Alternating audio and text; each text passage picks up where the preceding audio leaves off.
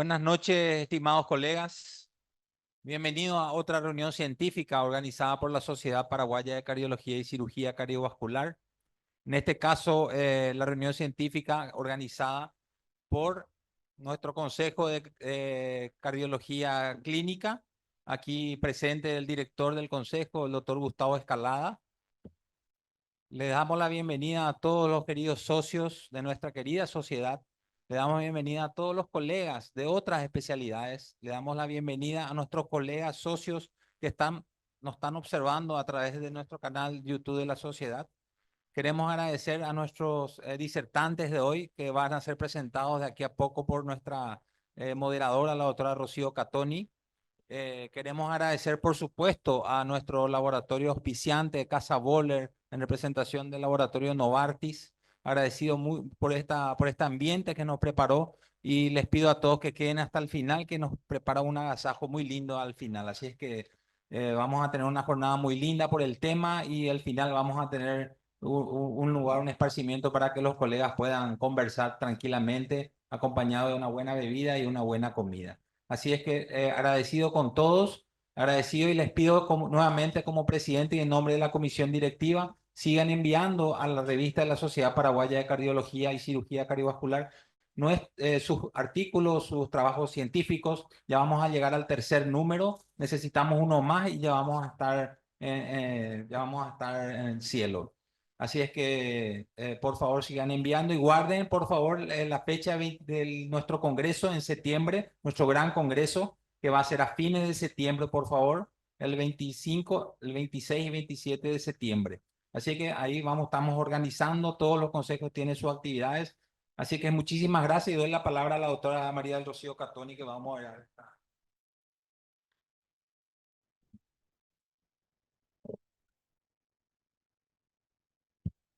Gracias, doctor Ortiz. Bueno, muy buenas noches otra vez. Les quiero saludar y darles la bienvenida también a esta hermosa noche con charlas súper espectaculares y brillantes expositores.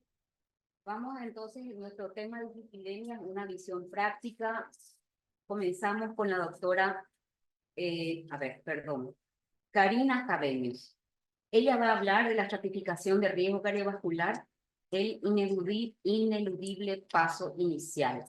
La doctora Cabellos es especialista en clínica médica y cardiología, forma parte del staff de cardiología del Hospital de Clínicas y Hospital de Policía Rigoberto Caballero, máster en resonancia cardíaca, pasantía de especialización en imágenes cardiovasculares en Dijon, Francia, pasantía de especialización en insuficiencia cardíaca en el Hospital Civil de Lyon, Francia, miembro titular del Consejo de Cardiopatías en la Mujer de la Sociedad Paraguaya de Cardiología y Cirugía Cardiovascular. Adelante, doctora.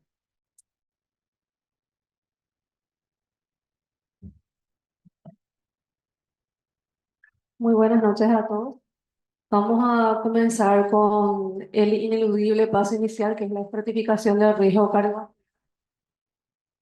Según los datos encontrados en el Ministerio de Salud Pública, publicado en el 2021, se puede ver como las dos primeras causas de mortalidad en menor a 70 años son las enfermedades del sistema circulatorio y el cáncer.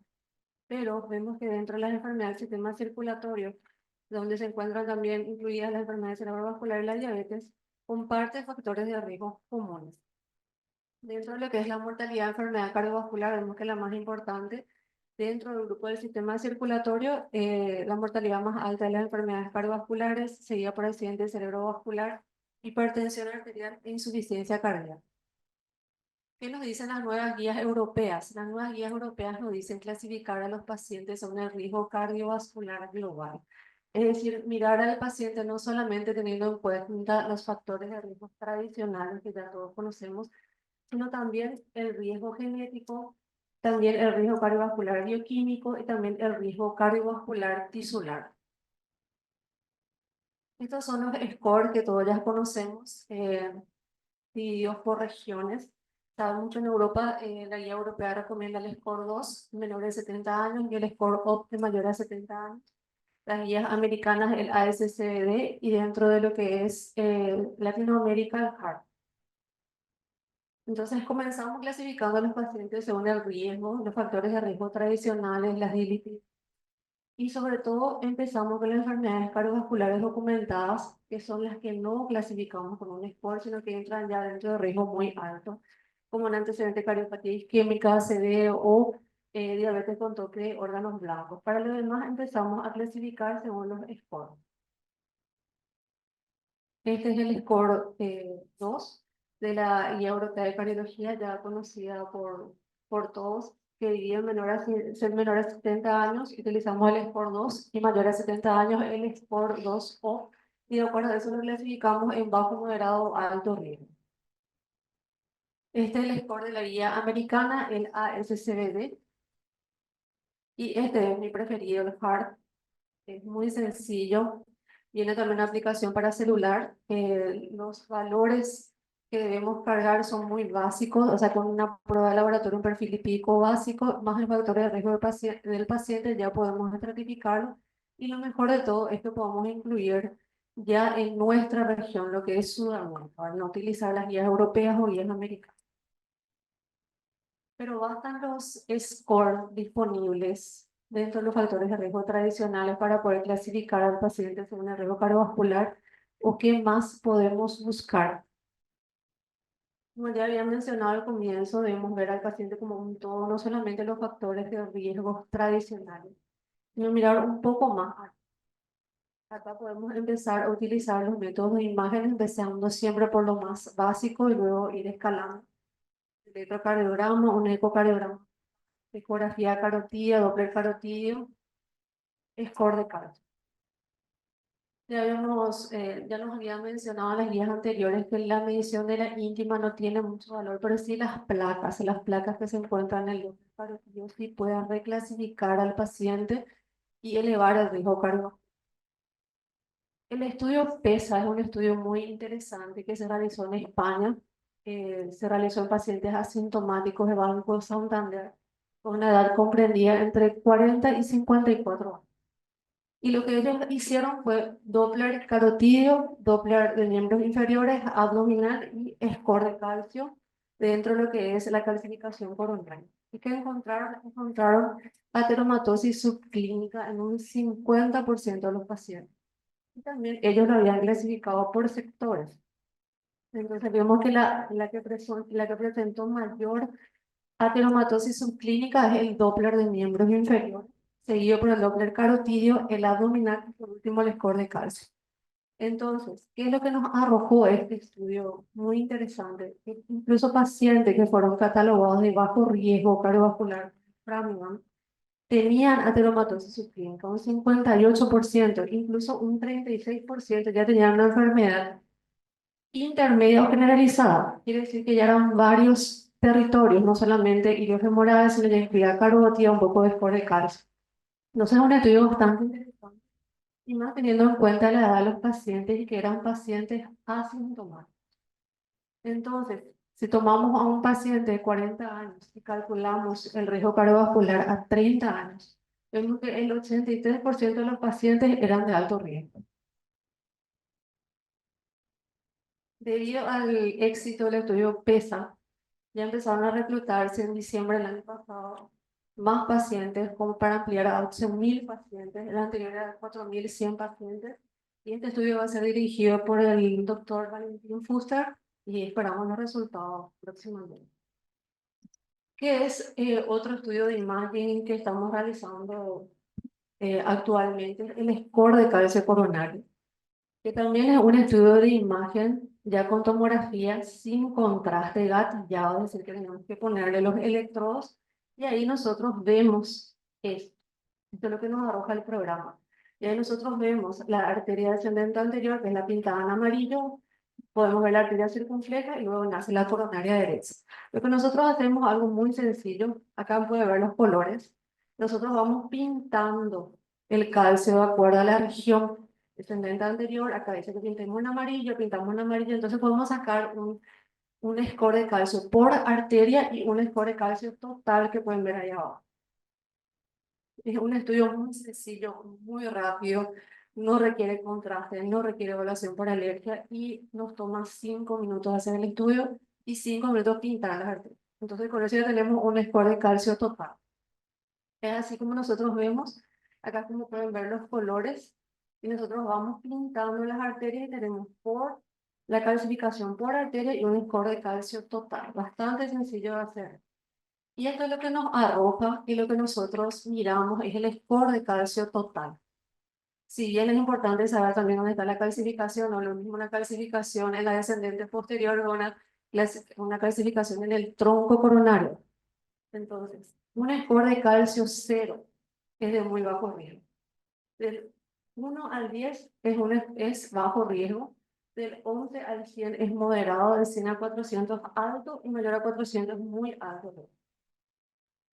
Como yo le había dicho, el score de calcio es bastante sencillo, es sin contraste. Cuando nosotros hacemos tomografía coronaria, lo dividimos en dos etapas. Una es sin contraste, incluso en otros países, cuando ya vemos que el score de calcio va a ser más de 1000, ya no inyectamos, ya mandamos directamente a tomografía coronaria. Eso depende de la escuela. Hay escuelas que se inyectan, escuelas que no inyectan por encima de 1000. Porque cuando más calcificada está la arteria, es más difícil ver las estenosis. Ustedes pueden ver acá, por ejemplo, una arteria muy calcificada. Discernir dentro de esa arteria la estenosis sí ya es muy complicado cuando es más de 1000. Imagina lo que sería más de 1000. Este paciente tenía solamente 112. Bueno, pues ya clasificado en alto. Entonces apareció el estudio MESA.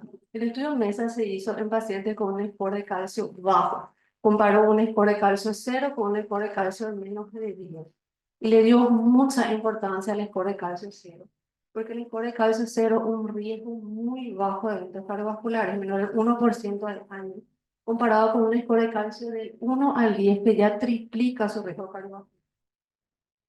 Esta es una calculadora que es bastante interesante porque ya incluye el score de calcio dentro de su estratificación de riesgo cardiovascular. Y ya nos calcula 10 años de riesgo cardiovascular, incluyendo el score de calcio. Pero el PROMAIS es un estudio que, a diferencia de lo que es el MESA y el PESA que se hizo en pacientes asintomáticos, el PROMAIS eran pacientes sintomáticos que presentaban dolor precordial, angina. ¿Qué nos dijo el estudio PROMAIS? Y le dio mucho valor al score de calcio. Dijo menor al 1% anual, pero comparó el score de calcio con las pruebas funcionales. En pacientes sintomáticos, debemos comenzar con pruebas funcionales. Realizar una ergometría, realizar un encuesta con ejercicio, porque eso es lo que nos dice el PROMIS y lo que también nos dicen las guías de síndrome coronario crónico. Empezar con pruebas funcionales. Si las pruebas funcionales no son concluyentes o no podemos realizar porque el paciente no tolera una prueba, entonces ahí podemos pasar al siguiente paso, que es el score de calcio o la tomografía coronaria. Eso es lo que tenemos que tener muy claro. El score de calcio usamos en pacientes asintomáticos. Pacientes donde nosotros buscamos prevención primaria, riesgo cardiovascular. En pacientes de prevención secundaria, nosotros no realizamos score de calcio. No le hacemos score de calcio a pacientes con stent, pacientes con bypass. Eso ya entra dentro de prevención secundaria. Pacientes sintomáticos, debemos comenzar con una prueba funcional y a partir de ahí ir escalando.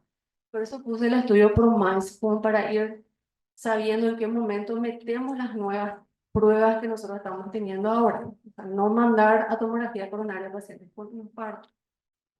Entonces, ¿cuál es la aplicación clínica de estas nuevas técnicas? ¿Qué es lo que podemos nosotros aportar al tratamiento de los pacientes?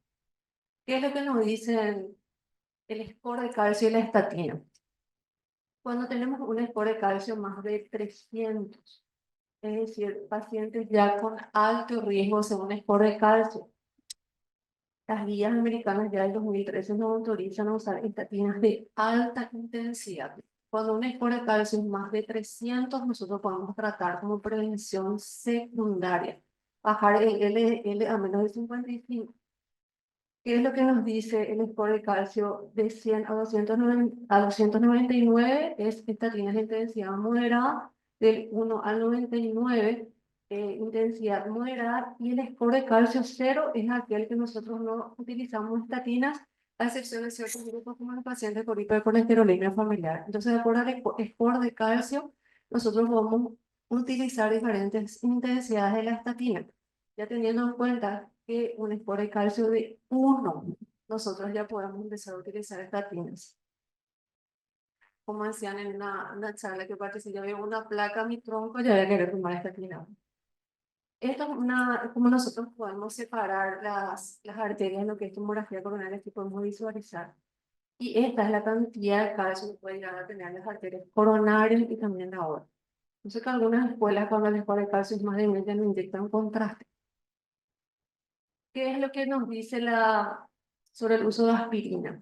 Si el score de calcio es menos de 100, es decir, paciente con riesgo moderado de un score de calcio, el riesgo es mayor que el beneficio, se aumentan los sangrados. Pero si el score de calcio es más de 100, sí nosotros podemos utilizar, de acuerdo al riesgo cardiovascular, de acuerdo al paciente, podemos utilizar aspirina.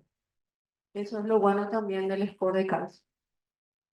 Entonces, como conclusión, habíamos visto que debemos clasificar al paciente según un riesgo cardiovascular global, empezar con los factores de riesgo tradicionales y a partir de ahí ir escalando de acuerdo al paciente. Un marcador ideal no existe porque ese marcador debería ser económico, fácilmente aplicable a grandes poblaciones, accesible a todos. Así que debemos saber cuándo utilizar cada método de estudio. Para la detección de aterosclerosis subclínica sí es bastante interesante un enfoque multimodal, así como, como habíamos visto en el estudio PESA, el valor del Doppler de miembros inferiores carotídeos para lo que es ateromatosis subclínica. Y ahora vamos a esperar el estudio REC del doctor Fuchs para ver qué más nos puede aportar del Doppler iliofemoral y carotídeo.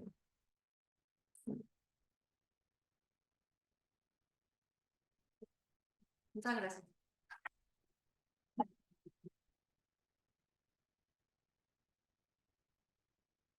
Muchas gracias, doctora. Muy clara su exposición. Como dice la doctora, hay miles de scores.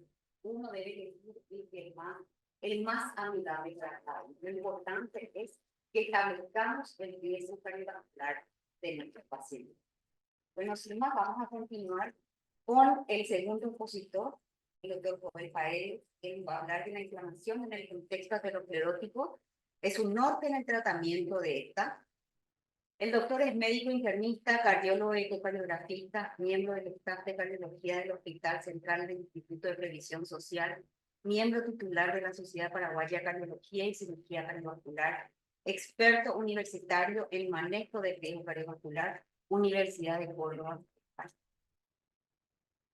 Antes, mientras el doctor pasa, reiterar nomás las palabras del doctor Raúl Ortiz, agradecer a las sociedades auspiciantes, la Sociedad Paraguaya de Medicina Interna, la Sociedad Paraguaya de Medicina Familiar, Sociedad Paraguaya de Hipertensión Arterial, Sociedad Paraguaya de Endocrinología, a nuestra sociedad madre, la Sociedad Paraguaya de Cardiología, por reunirnos siempre para actualizar nuestros conocimientos, y por supuesto a Casa Boller, que es nuestro anfitrión y que es el que permite que aprendamos en un ambiente agradable y nutre. En todo sentido. Adelante, doctor Raúl.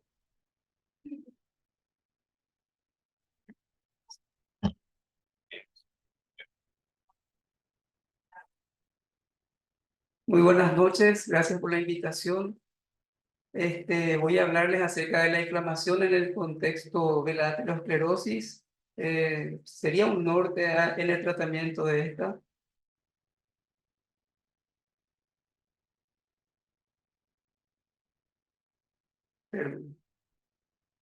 Bueno, sabemos que la inflamación, tanto local como sistémica, es fundamental para el desarrollo y la progresión de la inflamación, o sea, de la enfermedad aterosclerótica. Como vemos, tenemos varias enfermedades, tanto agudas y crónicas, que promueven una inflamación de bajo grado, y esto hace que se perpetúe la enfermedad cardiovascular. Tenemos los tradicionales factores de riesgo ya conocidos, además el estrés mental agudo y crónico entre estas enfermedades, la edad, las enfermedades autoinmunes, las infecciones crónicas, infecciones agudas, infecciones virales y en la injuria tisular. Sabemos que el endotelio tiene propiedades, dentro de su equilibrio, tiene propiedades antiinflamatorias y antitrombóticas. Regula la permeabilidad de las moléculas circulantes y el tono vascular a través del equilibrio en la liberación de sustancias vasodilatadoras, como sería el óxido nítrico, y constrictoras como derivados del endotelio, como la endotelina. Para ver fisiopatológicamente, muy someramente esto, porque lleva tiempo. Allá en el extremo derecho se puede ver las moléculas de adherencia o de adhesión, ICAM y BCAM, que serían intercelular como celular vascular. Esto hace que, además de selectinas que tenemos en el endotelio, que los monocitos que están circulando en el torrente sanguíneo, que tienen, digamos, propensión a adherirse a zonas tempranas de placas, pasen por diapédesis al endotelio, estos monocitos y otras células como las células T. Estas posteriormente se devienen en macrófagos residentes del endotelio. Ya molecularmente, el problema probablemente mayor en la inflamación sería justamente la formación de los inflamosomas, que producto digamos, de la inflamación del macrófago.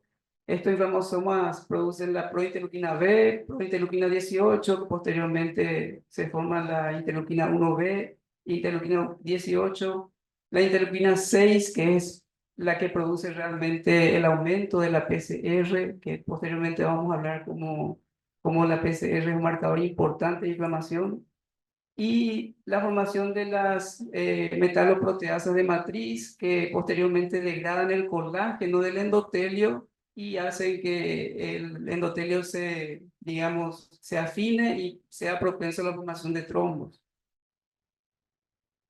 La inflamación también estimula el desarrollo de calcificaciones dentro de la lesión necrótica. O sea, la inflamación primeramente también pretende curarnos de la lesión, pero esa activación de macrófagos y las células musculares lisas liberan vesículas que actúan como sitio de nucleación para la deposición de cristales de hidroxiapatita, que pueden agregarse, van formando entonces microcalcificaciones. La placa vulnerable está implicada en aproximadamente 2/3 de los eventos coronarios. En las últimas décadas se han hecho grandes esfuerzos para identificar y tratar las placas de alto riesgo. La enzima lisiloxidasa es una enzima que está encargada, digamos, de mantener la estabilidad de la placa. Lo que pasa cuando se activan los macrófagos disminuye la actividad de esta lisiloxidasa. Hay aumento de la secreción de las metaloproteinasas que ya citamos, hay apoptosis celular, microcalcificaciones, de una placa estable se pasa a una placa inestable. Si hay ruptura de placa, entonces tenemos los STEMI, si hay una erosión, los no STEMI. En cuanto al origen de la inflamación, producto de todas esas enfermedades que estuvimos citando, por ejemplo, la dislipidemia, el hábito tabáquico, las especies reactivas de oxígeno, la insulina resistencia, la diabetes, tejido adiposo visceral, grasa perivascular, el microbioma, todos con sus respectivas citoquinas, con sus respectivos mecanismos, llevan a la activación de este inflamosoma que posteriormente perpetúa la inflamación. Ya se determinó también que hay genes que codifican la presencia de, por ejemplo, codifican la interleuquina 1A y 1B, que están en el cromosoma 2.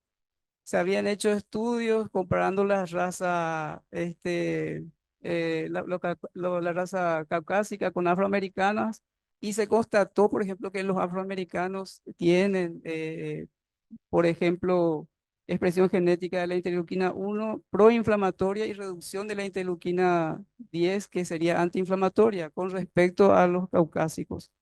También ya en el estudio Cantos se había determinado en el 2017 que con el canakinumab, que es un anticuerpo monoclonal, dirigido a la aterosclerosis, o sea, terapia dirigida a la aterosclerosis, no en todos los pacientes pudo reducir sustancialmente la PCR ultrasensible, con lo que se determina que debe haber un componente genético importante.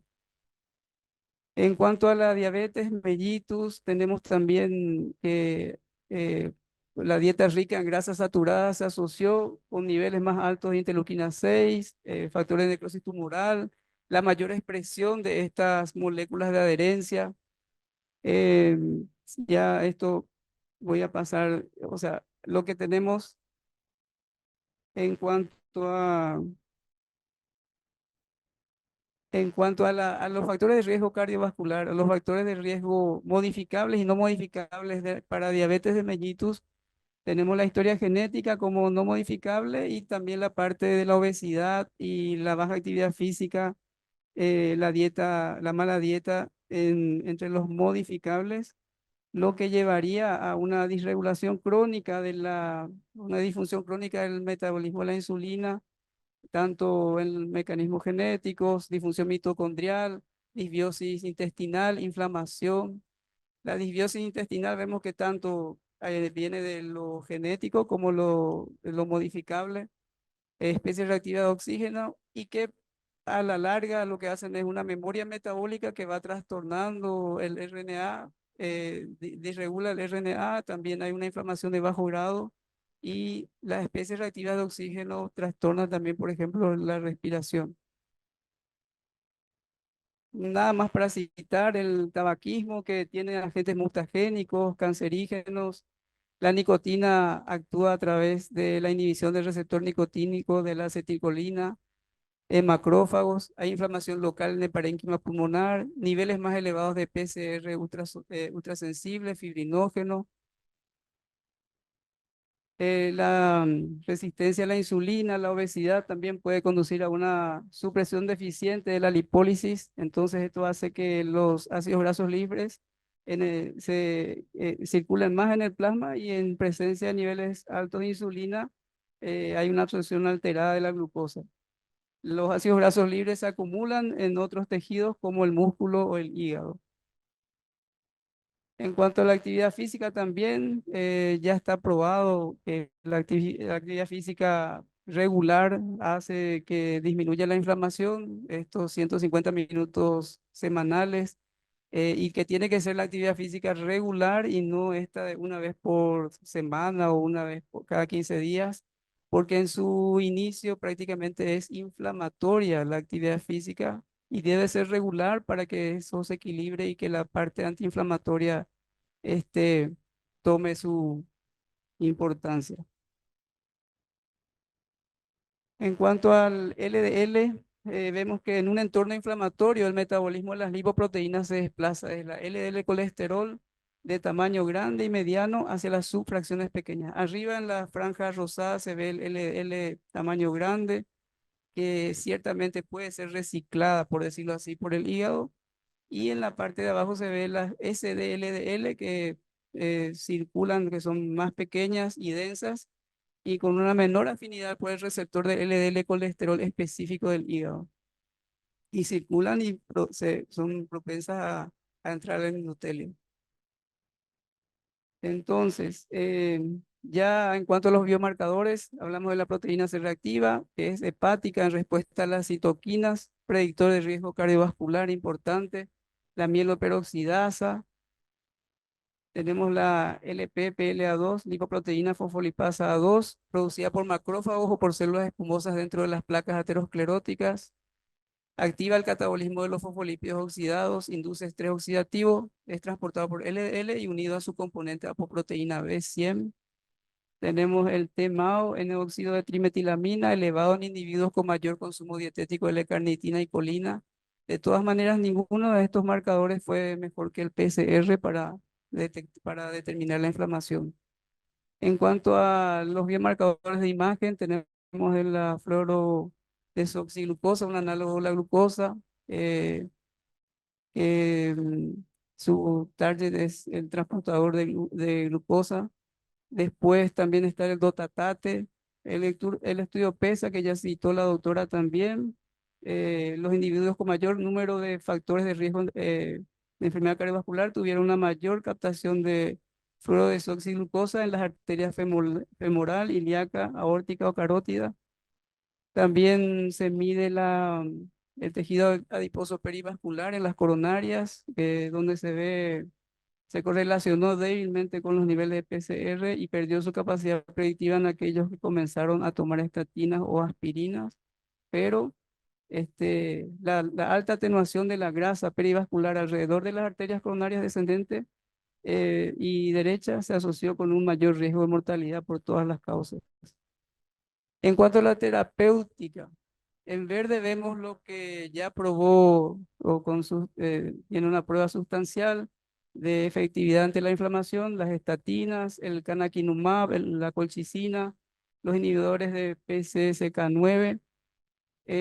También se probó con metotrexate, darapladip, los mapimod, atreleuton, salsalate, que no demostraron suficiencia antiinflamatoria o en realidad también genera mucha inmunosupresión. Y en otros se está estudiando también la modificación del microbioma, los inhibidores del inflamosoma, la terapia de microRNA, el icosapento de etilo, el omega 3 altamente purificado y otros. El icosapento ciertamente tiene bastante evidencia, pero aún hay algunos detractores que se está viendo, se está necesitando más solidez. Bueno, las estatinas ya fueron, también nunca le damos la importancia en cuanto a lo antiinflamatorio que tienen las estatinas, pero regulan a la baja la expresión de citoquinas proinflamatorias como interleuquina 1B, el factor de necrosis tumoral e interleuquina 6. Reducen la inflamación de la pared vascular también al regular a la baja la expresión de las moléculas de adhesión. El ensayo Júpiter, ya en el 2008, había demostrado que la rosuvastatina redujo 37% el nivel de proteína C reactiva ultrasensible, una reducción de 50% en la concentración de LDL colesterol durante todo el ensayo y una reducción significativa de 47% en el riesgo relativo de eventos isquémicos. El Pruvit también, esto fue comparando el efecto de la atorvastatina con respecto a pravastatina, y la atorvastatina 80 miligramos diarios redujo mejor la PCR. El canakinumab, anticuerpo monoclonal humano, alta afinidad contra interleuquina 1B. Su estructura le permite unirse específicamente a la interleuquina 1B humana, bloquear la interacción de esta citoquina con sus receptores sin efecto sobre la interleuquina 1A. Después de una mediana de seguimiento de 3,7 años, una dosis de 150 miligramos cada 3 meses redujo los MACE en un 15% en comparación con placebo. La colchicina, esto es, justamente estuve viendo ahora algo controversial. La colchicina es la única terapia antiinflamatoria dirigida que hasta la fecha ha demostrado reducir los eventos de enfermedad cardiovascular. Su mecanismo es inhibir la polimerización de los microtúbulos. Esto hace que las células no puedan efectuar sus procesos. Inhibe la vía del inflamosoma. 532 pacientes con enfermedad cardiovascular estable en terapia con estatinas y antiagregantes fueron asignados aleatoriamente a 0,5 miligramos de colchicina por día frente a ninguna colchicina. Reducción de riesgo relativo 67% en MACE después de 3 años. Este fue el estudio LODOPO. Se están llevando a cabo nuevos estudios comparando, por ejemplo, la colchicina y la espironolactona en pacientes. El estudio se llama Clear Synergy. Y justamente cuando estaba viendo esto, no teníamos resultados y ayer leí algo acerca de que no está teniendo un efecto esperado por los médicos que están haciendo el estudio, que no está teniendo mejor efecto en la colchicina con respecto al placebo en este estudio en particular, y son los mismos que habían hecho el Colcott. Colchicina por prevención también de inflamación vascular en embolias no cardíacas. Es otro estudio, el CONVINCE, que todavía no hay resultados. Esto ya Para cerrar, lo importante que es, son las distintas vías inflamatorias, cómo parecen tener preferencia por cierto árbol vascular. Los diferentes mecanismos inmunoinflamatorios sobre los diferentes lechos son la causa de que la progresión de la aterosclerosis varíe según el territorio arterial. Por ejemplo, el tabaquismo acelera la progresión de la enfermedad de la aorta abdominal, la diabetes, las placas en las arterias de miembros inferiores y la hipertensión, principalmente la carótida y las coronarias. Eso fue un artículo de hace un mes más o menos del Journal Europeo. Bueno, la inflamación crónica es un mecanismo clave que impulsa la enfermedad cardiovascular. Se ha demostrado un estilo de vida saludable para el corazón que incluya dieta, ejercicio, pérdida de peso, abstinencia de fumar, reduce niveles séricos de biomarcadores inflamatorios. Hay un número limitado de agentes antiinflamatorios que han demostrado resultados prometedores. Se activan preferentemente distintas vías inflamatorias en los diferentes lechos vasculares. Reducir la inflamación de forma segura, sin inmunosupresión, es el obstáculo para su uso más amplio. Muchas gracias.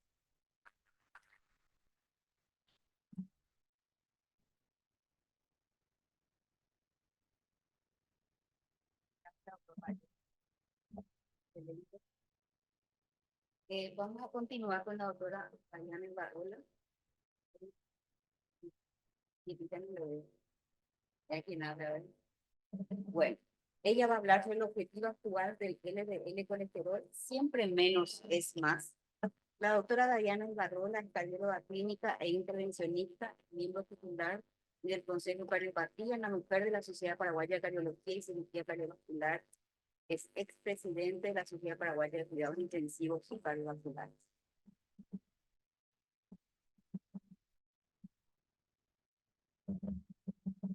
Otra más alta que yo.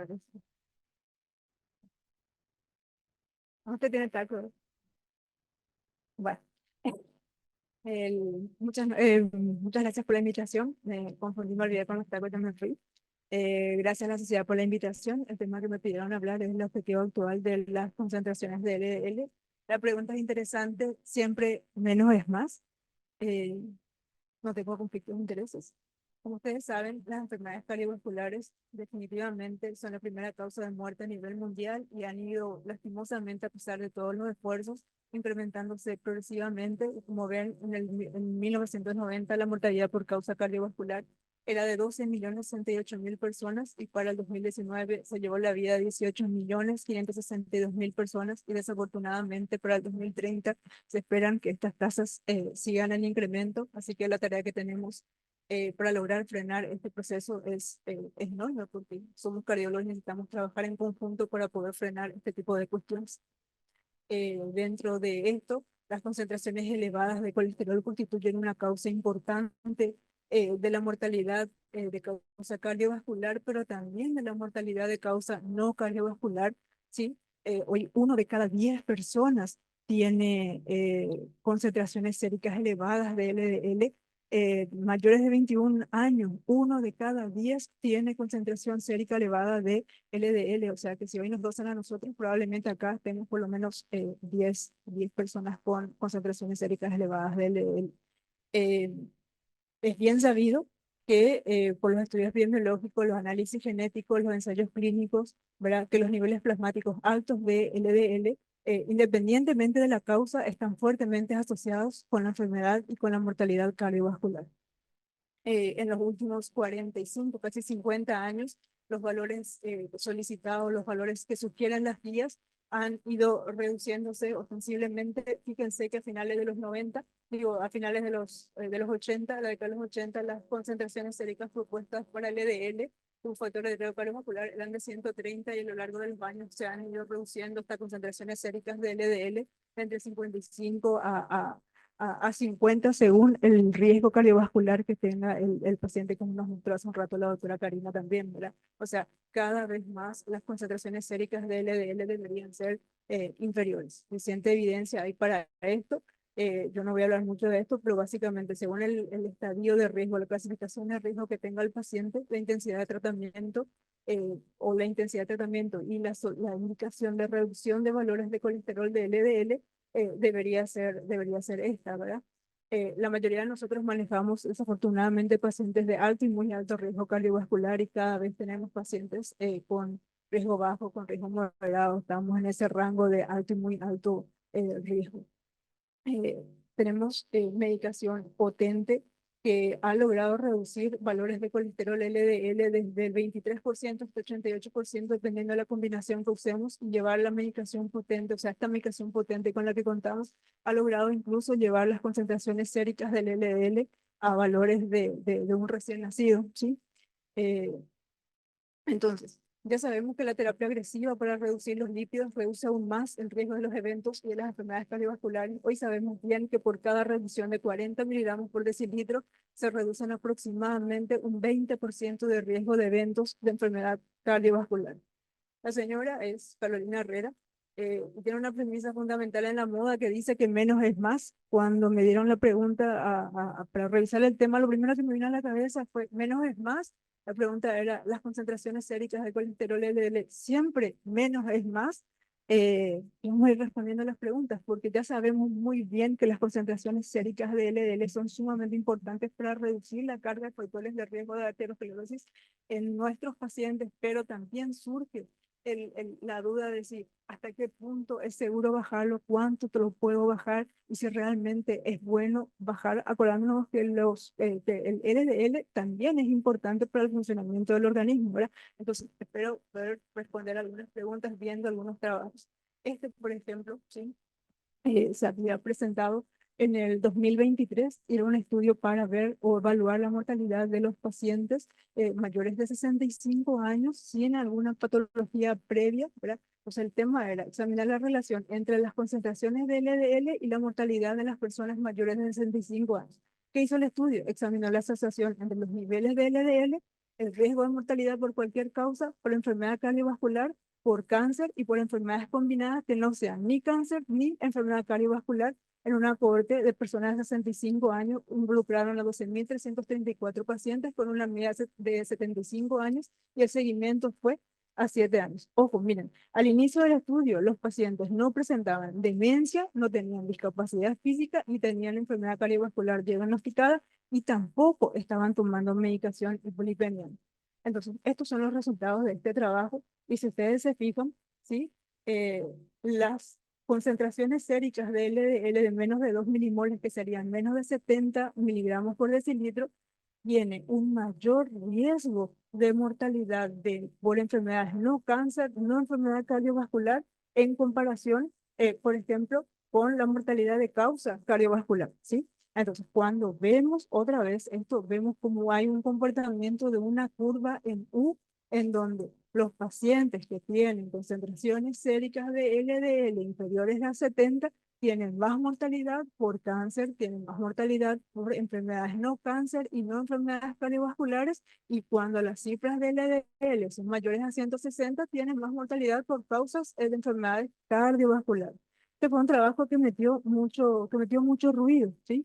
Entonces, aparece también este otro trabajo publicado el año pasado en la revista Nature que había evaluado las historias clínicas de 2.115.000 pacientes a un seguimiento retrospectivo de 15 años evaluando esas fichas clínicas y también encontraban un resultado en donde los pacientes que tenían dosajes de LDL inferiores a 50, ¿sí? Tenían más mortalidad de causa no cardiovascular o de mortalidad por todas las causas con una P estadísticamente significativa. Y la curva también tenía un comportamiento, mientras más bajaban las concentraciones de LDL, los pacientes tenían más mortalidad de todas las causas.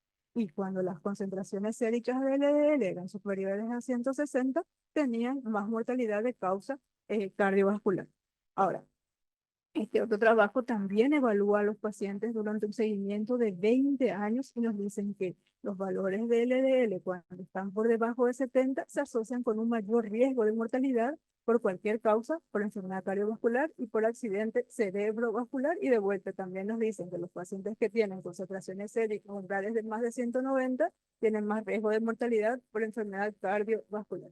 Allá el gráfico, personas con menos de 70 LDL tienen más chances de mortalidad de mortalidad por todas las causas, pero también si tienen más de 190, también tienen más chances de mortalidad, ¿verdad? Entonces, cuando empiezan a hacer un análisis o cuando sustentan el análisis de el estudio, estos tres trabajos básicamente se responden la siguiente pregunta: ¿por qué los pacientes que tienen concentraciones séricas de LDL inferiores a 50, inferiores a 70, tienen más chances de muerte?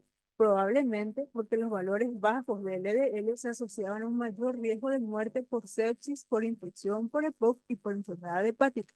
Lo que nos dice es el trabajo que tienen todavía muchas cosas por responderse, pero que el colesterol bajo puede indicar la presencia de comorbilidades y fragilidad que se cree aumentan el riesgo de infección y que las enfermedades consultivas se relacionan con el deterioro del estado nutricional y con la disminución acelerada del colesterol en quienes se acercan a la muerte. Todavía hay mucha tela por cortar en esta parte, todavía también hay un poquitito de dudas, ¿verdad? Este otro trabajo, el Neurology, presentaba un trabajo, perdón, de colesterol LDL bajo y riesgo de hemorragia intracerebral. ¿Qué se proponían ellos? Examinar prospectivamente la asociación entre concentraciones séricas de LDL y el riesgo de hemorragia intracerebral. El método incluyó a 96.000 pacientes, una edad media de 51 años, no tenían ictus, no tenían infarto de miocardio, ni cáncer al inicio del estudio, ¿sí? Y de estos 96.000 casos, 753 habían presentado una hemorragia intracerebral durante 9 años de seguimiento. El riesgo de hemorragia intracerebral fue similar en los pacientes con LDL 70-99 y en aquellos con concentraciones séricas LDL mayor de 90. Como conclusión, ellos observaban una asociación significativa entre un nivel más bajo de LDL y un mayor riesgo de hemorragia intracerebral cuando el LDL era menor de 70. ¿Qué motivó este artículo? Que la Revista Americana del Corazón respondiera con una declaración de posicionamiento diciéndonos a nosotros que reducir el LDL reduce el riesgo de eventos adversos en enfermedad cardiovascular aterosclerótica, que los estudios antiguos sugieren que las estatinas y la reducción del LDL se asocian con un deterioro cognitivo o con demencia, pero que los ensayos aleatorizados que se hicieron para responder a este tipo de preguntas no respaldan esta conclusión a la que habían llegado los artículos anteriores, que nos dicen que el riesgo de ACV hemorrágico asociado al tratamiento con estatinas en pacientes sin antecedentes de enfermedad cerebrovascular es bajo y consistentemente no significativo, y que no hay evidencia tampoco de que los inhibidores, los PCSK9 o ezetimibe, incrementen el riesgo de sangrado. Por ahí tratando de desmitificar lo que se venía diciendo, ¿sí? A veces a nosotros también nos queda la duda y muchas veces vemos la reticencia en las poblaciones en donde el médico no quiere indicar el medicamento, el paciente también es reticente a la toma de la medicación y entonces por ahí se nos confabulan y llegamos a ver los pacientes con una enfermedad cardiovascular en un nivel o en un estadio muy avanzado, ¿sí? Entonces, ya voy a terminar.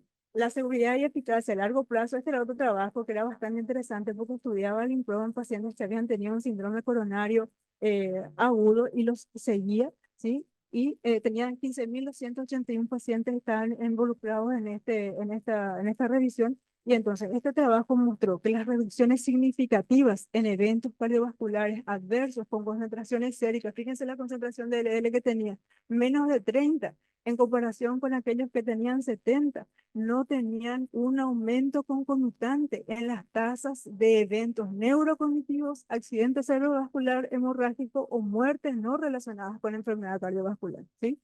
Entonces, este otro trabajo también, ¿pueden las lipoproteínas de LDL ser demasiado bajas? Estudiaban la seguridad y la eficacia de tener concentraciones séricas de LDL muy bajas usando estatinas de alta intensidad. Y fíjense que usando estatinas de alta intensidad, aquellos pacientes que alcanzaban concentraciones séricas de menos de 40 tuvieron un beneficio aún mayor para la reducción de riesgo de enfermedad cardiovascular. Este otro tema, evolocumab, sí, también para reducir eventos cardiovasculares, lograban al cabo de 48 semanas reducir en forma importante los valores de LDL entre 60 y 40 aproximadamente, y que la tasa de eventos entre los pacientes que utilizaban evolocumab versus terapia estándar era favorable para evolocumab por sobre la terapia estándar, ¿sí? Con respecto a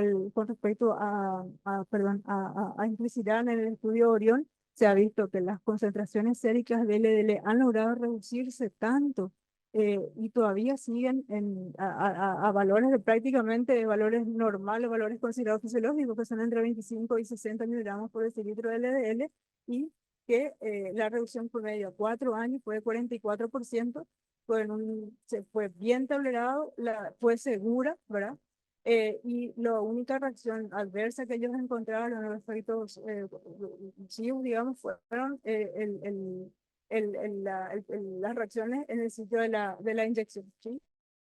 Lo que tengo por decirles es que alcanzar de vuelta niveles muy bajos de concentraciones de LDL disminuye la progresión de la aterosclerosis y puede conducir a su regresión. Hasta el momento, los datos con los que se cuentan indican que funciones importantes como la producción de hormonas esteroideas, como el mantenimiento de una circulación enterohepática intacta de ácidos biliares, la protección de la función neuronal, no se ven alteradas como consecuencias de niveles circulantes extremadamente bajos de concentraciones de LDL, y que la información que va a surgir de los estudios que están en curso y que mantienen niveles muy bajos de LDL durante varios años, como los que utilizan la inhibición del PCSK9, será de gran interés, no solo por su potencial para reducir aún más las complicaciones de la aterosclerosis, sino también para analizar los posibles efectos secundarios. Agradecerles porque me hayan escuchado, quiero dejarles con esta frase: el estado actual de nuestro conocimiento es siempre provisional y debe haber, más allá de lo que se sabe, vastas regiones nuevas por descubrir. De vuelta, gracias.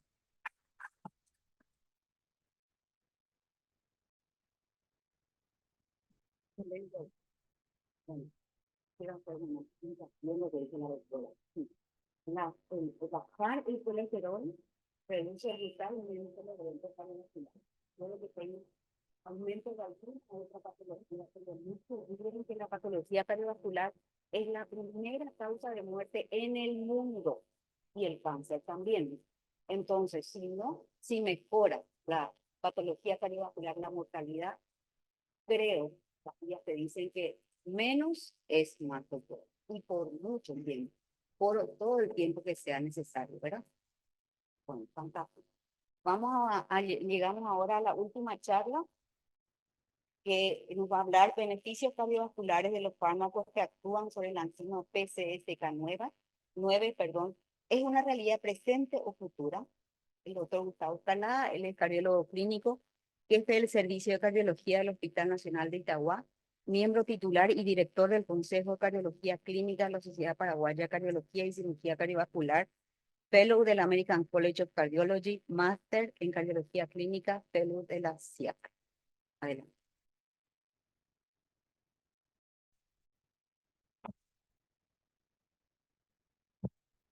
Muy buenas noches. Bueno, la verdad que es un gusto para mí compartir con todos ustedes esta hermosa velada hablando de cardiología, que es un tema que nos apasiona a todos. Y bueno, me toca hablar un poquito de este tema que despierta muchas interrogantes. Quisiera empezar con una pequeña reflexión que es la siguiente. Desde que surge la medicina basada en la evidencia, la evidencia casi siempre se burla del sentido común. Nosotros pensamos que en antaño, de nuestros orígenes, la principal causa de muerte ha sido siempre las infecciones y los traumatismos, y que una enfermedad moderna es la dislipidemia con la aterosclerosis y las consecuencias que todos los que estamos aquí tratamos.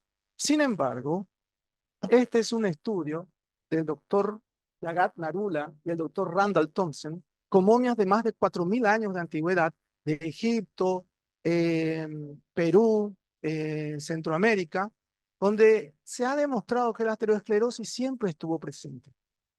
Al estudiar esto, han visto que esta aterosclerosis era como un reloj que siempre fue implantado en el humano para decir hasta cuánto tiempo vivimos.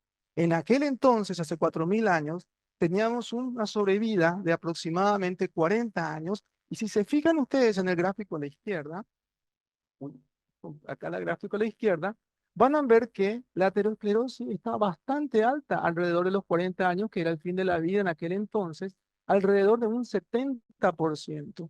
Y posiblemente esto fue gran parte del factor de decremento en esa edad de la sobrevida del humano. Esto se mantiene hasta la fecha, pero hoy vivimos 80 años. Pero así y todo, sigue pasándonos la boleta desde el punto de vista de costos que tienen que ver en vidas humanas y en cantidad de inversión en salud, económicamente hablando, para tratar de sobrellevar esta edad que estamos teniendo. Desde mi punto de vista personal, creo que la evolución nos favorece desde el punto de vista que hemos duplicado nuestra capacidad de vida al lograr frenar ese reloj biológico implícito dentro de nuestras arterias. Entonces, si nosotros miramos, en aquel entonces la edad estaba directamente relacionada con la sobrevida del paciente y la aterosclerosis. Hoy por hoy también esto se ve, como pueden ver ustedes, en forma directamente proporcional, creo que no pasé, en forma directamente proporcional a lo que se pudiera ver a la edad y a las cifras de presión de aterosclerosis en las arterias que van sufriendo en forma lineal. Y si nosotros hablamos de un gran número de cardiopatías isquémicas, infartos y stroke, miren ustedes que alrededor del 20% de todos los pacientes que han sufrido un evento cardiovascular mayor, en el lapso de 5 años van a volver a repetirlo tal cual como se ve en la gráfica, en las dos barras de la izquierda. Entonces, 1 de cada 5 pacientes que han tenido un síndrome coronario agudo, un infarto, un stroke, van a volver a tener otro evento en el lapso de 5 años, lo cual no es un dato menor. Y en procura de seguir sobrellevando cada vez más la naturaleza humana en el tiempo, hemos visto en nuestras investigaciones que descubrir que el colesterol no HDL está relacionado directamente, tal cual como lo dijo la doctora Ibarra, y en especial el LDL, con la naturaleza propia de la aterosclerosis y sus orígenes. Tratar este punto es de inflexión para lograr disminuir los eventos cardiovasculares mayores. Y lo hemos hecho desarrollando un sinnúmero de fármacos que actúan, ya sea a nivel, por ejemplo, del intestino, como los fibratos. Lo hemos hecho, por ejemplo, con las estatinas, pero en particular, actualmente está el un fármaco que está surgiendo y está llegando a nuestro país, que es los PCSK9. Estos fármacos básicamente son una convertasa que fue descubierta en el 2003 al estudiar la dislipidemia en pacientes con hipercolesterolemia familiar. Y fíjense lo corto de la evolución de la ciencia, que en el 2015 ya fue aprobado los fármacos para la FDA y a partir de ahí ya estamos teniendo los primeros fármacos en estudios clínicos y hoy por hoy ya están en circulación. Nuestra generación ha visto totalmente el desarrollo de este nuevo fármaco que los voy a analizar desde este punto de vista. Los fármacos, el PCSK9 es una convertasa que se une a los receptores hepáticos que captan el LDL circulante en la sangre y facilitan a su lisis en el interior reciclando los mismos. Por sentido común, vamos a ver que si frenamos esa PCSK9, vamos a tener una mayor cantidad de sobrevida de los receptores en membrana, por lo cual vamos a captar mayor cantidad de LDL circulante y al captar mayor cantidad de LDL circulante, vamos a lograr bajar esos niveles en sangre y los beneficios propios que esto trae dentro de lo que serían los eventos cardiovasculares mayores al disminuir la aterosclerosis. Fíjense que esto lo podemos hacer actualmente y como nuestra charla dice, en forma práctica, en forma real en nuestros días con 2 grupos de fármacos en particular. Los anticuerpos monoclonales y los inhibidores del ARN mensajero. A ver, pasemos a evaluar el primer grupo. El primer grupo de los pacientes, vamos a mirar un poquito el evolucumab, es un anticuerpo monoclonal que fue puesto a prueba en el estudio Fourier. El estudio Fourier fue un estudio que juntó más de 27,000 pacientes en el cual los mismos tenían antecedentes de infarto agudo de miocardio, stroke o una enfermedad vascular periférica. Lo que quiere decir que estamos hablando en términos de prevención secundaria, ya eventos cardiovasculares. Se hizo un seguimiento a 4 años, ambos grupos con este perfil de inclusión. y esto es lo más interesante de este estudio, que a dosis máximas de estatinas se tenían valores de LDL mayor a 70 miligramos por decilitro y valores de colesterol no HDL mayores a 100 y ApoB mayor a 80. Es decir, no se llegaban los objetivos terapéuticos instalados por las guías internacionales. Fíjense que de entrada el dato más fuerte es este. El placebo versus el evolocumab se disminuye hasta 30 miligramos por decilitro, lo cual representa una disminución del 59% de la basal del tratamiento con dosis más alta tolerada con estatinas, lo cual es una cifra demasiado importante que se traduce, como van a ver en el gráfico arriba a la derecha de ustedes, en una disminución del riesgo relativo de 0,85 con una significancia estadística demasiado importante que se ve a todas luces en el gráfico de Kaplan-Meier por la división, cómo va abriéndose la curva en el tiempo a favor de los efectos benéficos del evolocumab. También lo mismo se ve en los setpoints secundarios donde se analiza punto por punto los eventos a surgir. Y si miramos en esto, vamos a ver que en el endpoint primario hablamos de 15% con una significancia estadística que aleja el azar a un 0,1 en términos de onda P, de valor de la P. Y en términos secundarios, ¿verdad? Estamos hablando de una disminución del infarto agudo de miocardio del 27%, de las hospitalizaciones por angina inestable, stroke, revascularización coronaria y accidente isquémico transitorio que varía en un 20 a 25%. 20 a 25% representa 1 de cada 4 pacientes. Es un número muy interesante en términos estadísticos, que si lo proponemos en una proporción gigante y hablamos y recordamos el primer gráfico que hemos visto, en los cuales básicamente 1 de cada 5 pacientes que han tenido infarto van a volver a repetirlo en un lapso de 5 años, estamos hablando de un impacto no solamente personal sobre nuestros pacientes, sino un impacto increíble a nivel población. Ahora, ¿a qué costo esto? Y fíjense el costo en términos de eventos negativos es muy bajo. La única cosa que se vio, como ya lo adelantó la doctora Ibarrola, es básicamente una lección a nivel subcutáneo en el sitio de aplicación de la misma, sin eventos mayores que suspendiesen la terapéutica con el mismo.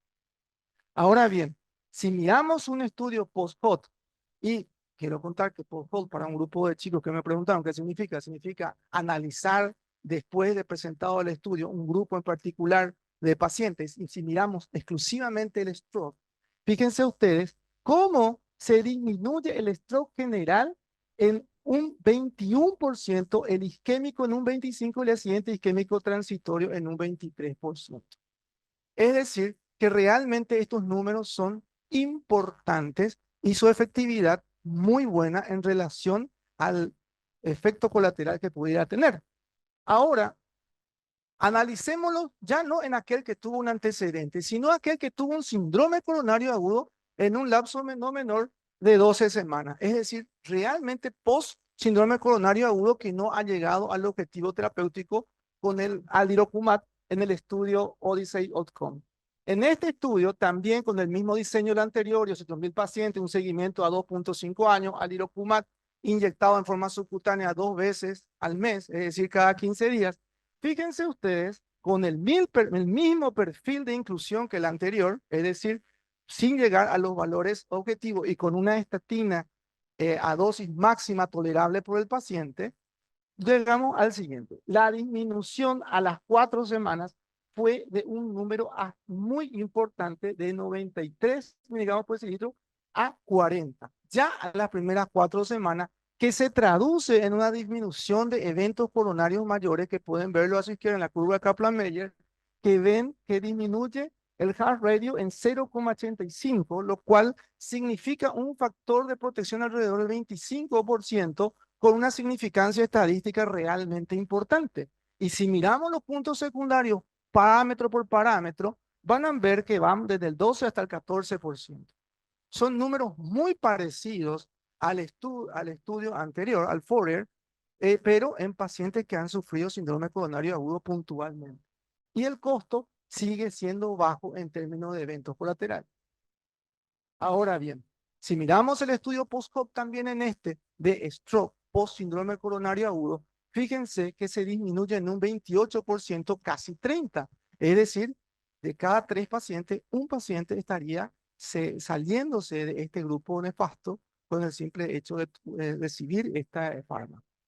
Ahora bien, pero, y si vamos un paso más adelante y vemos el alirocumab, pero en pacientes con síndrome coronario agudo, en los cuales se ingresan para angioplastía, es decir, en un evento agudo, quiero que se fijen en este gráfico. El gráfico de la izquierda es una imagen de IBUS y los demás son de OCT.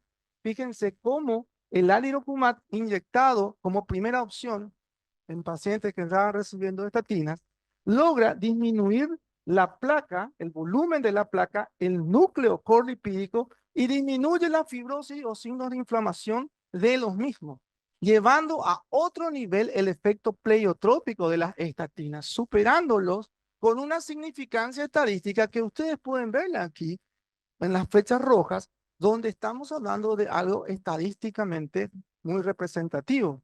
Es decir, con este fármaco no solamente disminuimos el LDL, sino que también damos un efecto antiinflamatorio y estabilizador de la placa muy importante. Ahora bien, si nosotros vemos nuevamente cómo funciona el bloqueo de la PSK, pero con inhibidor la recaptación del ARN mensajero y su síntesis, quiero que se fijen en este estudio que toma el Orion 11 o los parámetros del Orion 11 para demostrar la disminución que logra el inclisiran, representante de este grupo, que es muy importante, alrededor del 40% de disminución en relación a la terapia máxima con estatinas, y que se traduce, este es el Orion, que es un estudio muy interesante en hipercolesterolemia familiar en quienes han tenido un accidente cerebrovascular, por lo cual hablamos de prevención secundaria, y ACV y síndrome coronario agudo. Y fíjense ustedes que se vuelve a reproducir los estudios que vimos anteriormente en el Fourier y en el OASIS y en el PAC-IN, que son una disminución de los MACE en 25%, lo cual quiere decir 1 de cada 4. También el IAM fatal en un 20% aproximadamente y el stroke en un 20%. Y si miramos atentamente, vamos a ver que esto aleja al paciente de un nuevo evento que vuelvo a repetir que es al del 20%, es decir, 1 de cada 5 en pacientes que han tenido un evento cardiovascular mayor. Ahora, este es un estudio que todos conocemos, que es el Victorium, en donde se hace un modelo muy parecido a los anteriores, como pueden verlo, con pacientes con enfermedad aterosclerótica, es decir, en términos de prevención secundaria, aplicando inclisiran al 0, 90 y 270 días con un seguimiento a 330 días. Fíjense ustedes cómo se logra una disminución con relación a las dosis máximas de estatinas que se pueden hacer de un 57%, y esto se mantiene en el tiempo con todos los efectos benéficos que esto conlleva en términos de eventos cardiovasculares mayores. Y esto se logra, fíjense ustedes, en el gráfico de arriba, en la A, van a ver que el 80% en azul hasta el 81% del 360 es un porcentaje de pacientes que llegaron al objetivo del 70 miligramos, menos 70 miligramos. Y miren con frente al 18, 17 y 20, que es lo que logró la estatina de llegar al objetivo. Y si hablamos de 55 como objetivo, que es lo que realmente buscamos, lo que hacemos en el mundo de cardiología, vamos a ver que aquí abajo se llega alrededor de 71, 70, 68. Es decir, si nosotros hablamos de eficacia, estamos hablando de una eficacia del 80 al 70% de reducción del LDL colesterol en los pacientes con alto grado de estatina en relación a solamente la estatina dosis alta que estamos acostumbrados a hacer, y con una seguridad más que interesante que apenas va a efectos a nivel del sitio de inyección. Ahora, como el título decía, ¿cómo lo hacemos y cómo usamos esto en forma práctica? Lo usamos de esta manera. Si el paciente tiene un riesgo muy elevado, directamente, si no alcanzamos el LDL que necesitamos nosotros con estatinas, si el riesgo es demasiado alto, vamos directamente a PCSK9. Si es que el riesgo es alto, pero sacamos la palabra muy, vamos primero con estatina dosis alta, a la estatina sumamos ezetimibe. Si no logramos, pasamos a ácido bempedoico, que tengo entendido que no hay en plaza. Y si no, no conseguimos con el ácido bempedoico, vamos directamente nuevamente al PCSK9. Ahora, si nosotros miramos las guías de la Sociedad Neurológica, porque muchas veces vemos pacientes neurológicos con ACV y que no llegan a su estándar, pero el objetivo es de 70, la misma cosa, es estatinas, agregamos ezetimibe, no logramos y vamos directamente al PCSK9. Y hago la salvedad de que si el paciente es intolerante a las estatinas, pudiera ingresar directamente el PCSK9 en vez de las estatinas. Y esta es la guía NICE 23, que no cambia ese orden, tal cual como lo he dicho. Y lo más interesante de todo, la guía 2025 de síndrome coronario agudo ya lo incluye. ¿En quiénes? En el paciente, en el quien, vean el gráfico del medio, en su tercer vaso cuadrado, pacientes que estaban recibiendo estatina a dosis altas y quienes hacen en ese contexto un síndrome coronario agudo, ya automáticamente se le puede adherir a terapia con PCSK9, ya sea un anticuerpo monoclonal o el inclisiran. Y si miran a la derecha, aquellos en los que son intolerantes a las estatinas. Entonces, realmente creo que estamos en condiciones de decir que la disminución, que los nuevos PCSK9 disminuyen notoriamente los valores de LDL, la morbimortalidad en pacientes con enfermedad cardiovascular y con antecedentes de síndrome coronario agudo principalmente, disminuyen la placa aterosclerótica, estabilizándola en el contexto agudo, y lo más interesante de todo, su posología es muy práctica, 2 veces al mes en caso de los anticuerpos monoclonales, una vez que sería cada 6 meses, aparte de la dosis de inicio con el inclisiran, y tenemos un paciente en el cual el riesgo cardiovascular ha disminuido de una manera notoria. Muchísimas gracias.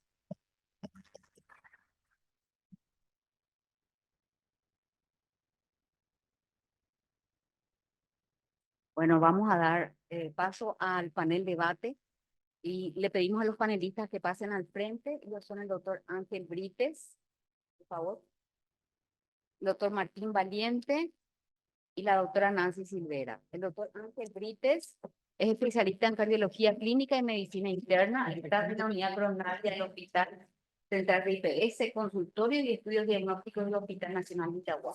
Miembro de la Sociedad Paraguaya de Cardiología y Cirugía Cardiovascular. El doctor Martín Valiente es cardiólogo, ecocardiografista, staff de la División Cardiovascular del Hospital de Clínicas, staff del Departamento de Cardiología del Hospital Nacional de Itagua, miembro titular de la Sociedad Paraguaya de Cardiología, máster en ecocardiografía de la Universidad Meléndez Pelayo, Madrid, España. Y la doctora Nancy, en este caso no sé por qué te pusieron al final, debería ser primera, pero los primeros serán, los últimos serán los primeros.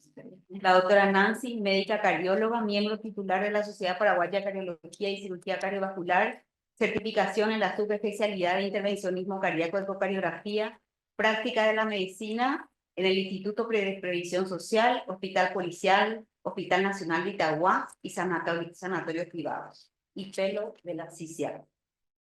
Les pedimos, por favor, un homenaje al aprovechamiento del foro, del tiempo, porque después tenemos presentación de casos clínicos que sean para responder preguntas breves y pues, bien concretas. Hola, doctora Karina. ¿Cuál es el error más común al estratificar el riesgo cardiovascular y cómo podríamos abordarlo mejor?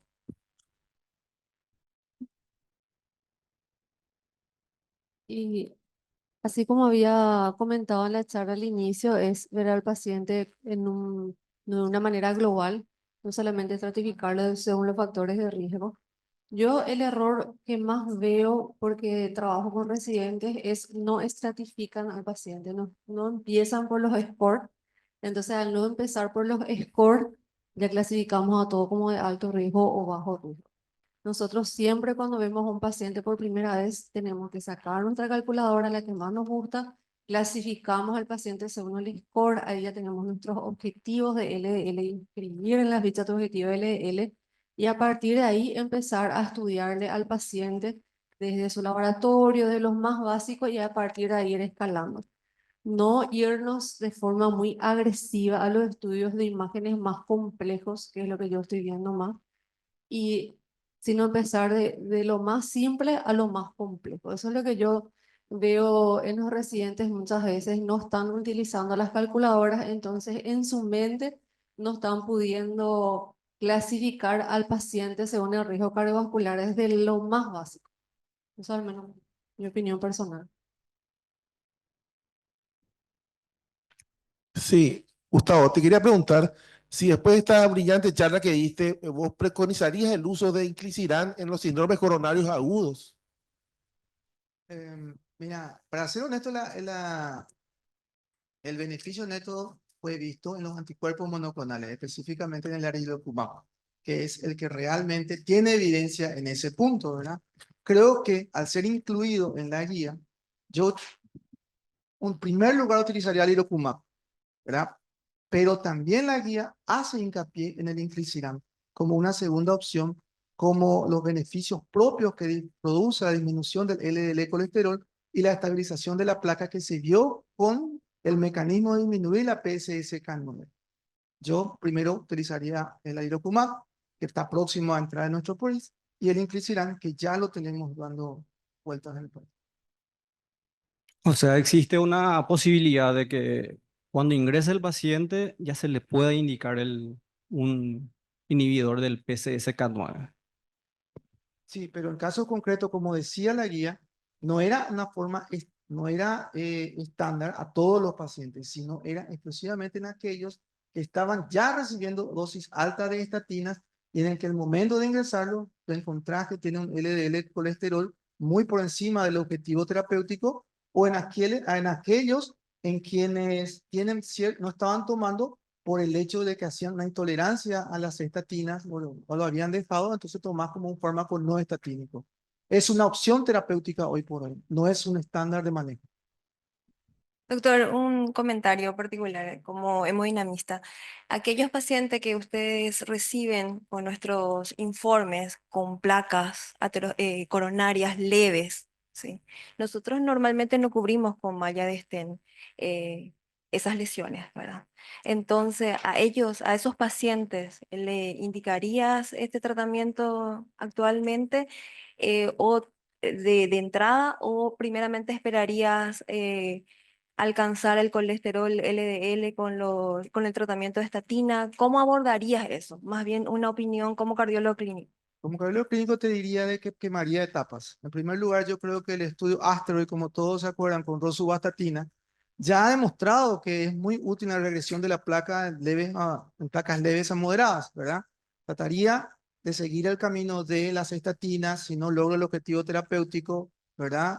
Guiado por el LDL y la inflamación, por el PCR, como lo dijo aquí el doctor Joel, saltaría a un siguiente nivel, ezetimibe, ¿verdad? Sumándole ezetimibe, de no lograr con esto, quizás ya vaya al inclisiran, por ejemplo, ¿verdad? Y pienso que no sería mi opción inicial, salvo las circunstancias que ya habíamos charlado. Una pregunta para el doctor Paredes. En cuanto a un paciente que recibe tratamiento con estatinas, que disminuye el colesterol LDL, pero continúa con un riesgo residual por PCR ultrasensible, ¿qué medicamento se podría utilizar? Bueno, realmente en estos casos lo que se utilizó, ya entraríamos en el tema de los anticuerpos monoclonales posteriormente, ¿verdad? Porque esos son los que demostraron la mayor disminución del PCR ultrasensible, actuando sobre la interleuquina 6. Pero también, como dice el doctor Gustavo, creo que hay que ir quemando etapas. Tenemos muchas herramientas y yo, por ejemplo, que provengo del interior, tenemos una población bastante, digamos, carente de recursos en todos los sentidos y tenemos que quemar las etapas, agregar ese timibe, nosotros nos valemos del icosapento, de todo lo que pueda ser antiinflamatorio. Y en cuanto a la colchicina, Y la colchicina tiene su evidencia. Justamente está este estudio LODOCO, en la enfermedad aterosclerótica, ya varios años de tratamiento, y hay un grupo importante, creo que en Estados Unidos y Canadá, que utiliza de forma regular y con eso están haciendo más estudios y tuvieron una importante disminución en los MACE a 3 años de estudio, por ejemplo, con el Lodoco. El Colcott, que se utiliza prácticamente empezar enseguida después de un evento agudo, antes de las 72 horas, que también demostró mejoría o disminución de los eventos mayores posteriores. Pero ahora están habiendo nuevos estudios que es como que no están teniendo los mismos resultados. O sea, entonces están hablando de que probablemente tuvo que ver mucho la pandemia, que tuvo que ver otras circunstancias y bueno, pero es una herramienta que podríamos utilizar a 0,5 miligramos día.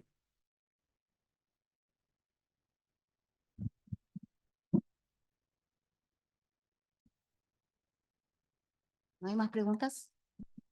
Bueno, muchas gracias a los panelistas.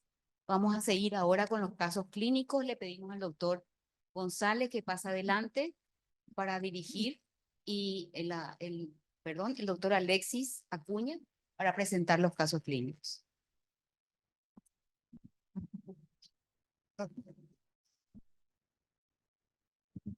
A todos. Muy buenas noches a todos. Bueno, en primer lugar quiero hacer una pregunta. ¿Qué haríamos si tuviéramos un paciente ya con infarto de miocardio? Que posteriormente a ello tenemos todavía valores de LDL colesterol muy elevados, pese ya al tratamiento convencional agregado. ¿Cómo cambiamos esta perspectiva del tratamiento de este paciente para evitar eventos adversos futuros? Creo que son preguntas que surgen de forma muy frecuente y es por ello que traemos a colación estos casos clínicos, este caso clínico en particular, que nos da la oportunidad de introducir un medicamento innovador que ha mostrado tener mucha eficacia en la disminución de los valores de LDL y con eso disminuir el riesgo cardiovascular también. Bueno, como comentario, quería hacer acordar un poquito a todos que la aterosclerosis, que es la causa del síndrome coronario agudo y el accidente cerebrovascular, sí, es multifactorial. Que es multifactorial. Uno de los factores de riesgo, y probablemente el más importante, sean las dislipidemias. Pero no se olviden los otros factores de riesgo, ¿verdad? Los antecedentes familiares, la edad, el sexo y los modificables, la hipertensión, la diabetes, la obesidad. Una cosa que no he visto acá en los slides, cuando hablaban de inflamación, que hoy en día la obesidad es una enfermedad, se considera una enfermedad. ¿Y por qué? Porque justamente mantiene un estado de inflamación constante. O sea, el obeso está inflamado constantemente. Entonces, colesterol alto, hipertensión, una rotura de placa, entonces esa inflamación es mucho peor que en los otros pacientes. Salud. Bueno, es un paciente de 38 años masculino procedente de Guarambaré, cuya profesión es panadero. Él mismo había acudido de inicio insidioso, opresivo, en reposo continuo de moderada intensidad, con irradiación de la región escapular izquierda y cara interna del miembro superior ipsilateral. Sin factores atenuantes, que no cedía ante la ingesta de analgésicos comunes y ante la persistencia del cuadro decía acudir al centro asistencial. Tenía dificultad respiratoria, tos, náuseas y otros síntomas acompañantes. El mismo paciente había referido ya un cuadro similar 6 meses previo, con ante esfuerzos de mayor magnitud, pero el cuadro había cedido de forma espontánea, por lo cual no había acudido a ningún centro asistencial en aquel entonces. El paciente como antecedente patológico personal refiere hipertensión arterial sin tratamiento y tabaquista de 15 paquetes al año hasta la actualidad en aquel entonces. Los signos vitales al ingreso del paciente: una presión arterial de 140/90, una frecuencia cardíaca de 70, una frecuencia respiratoria de 21 y una temperatura de 36,4. Las medidas antropométricas también se tomaron al ingreso: un peso de 102 kilogramos, una talla de 180 centímetros, un índice de masa corporal 31,5, con lo cual le cataloga como obesidad grado 1 al paciente. Y el examen físico realmente no nos arrojó ningún dato positivo de valor, tanto a nivel del aparato respiratorio, el cardiovascular principalmente, que no tenía alteraciones, ni de extremidades, ni cambios tróficos teníamos, al menos con el paciente.